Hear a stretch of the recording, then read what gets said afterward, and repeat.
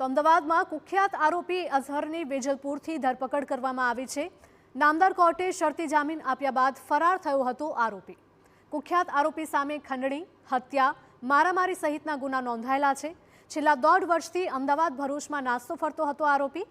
પોલીસે આરોપી પાસેથી 25,90,000 રૂપિયાનો મુદ્દામાલ કબજે કર્યો છે। મહત્વનું છે કે આ આરોપી સામે 21 જેટલા ગંભીર ગુના નોંધાઈ ચૂક્યા છે।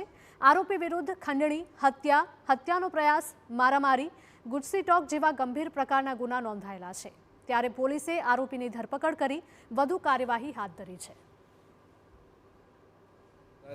વેજલપુર પોલીસે નામદાર કોર્ટમાં બેલ કેન્સલેશન માટે અરજી કરેલી હતી અને એની સતત પ્રયાસોથી એની ઓક્ટોબર 2024માં બેલ કેન્સલેશન થઈ હતી અને એનો પકડ વોરંટ ઇસ્યુ કરવામાં આવેલા હતા।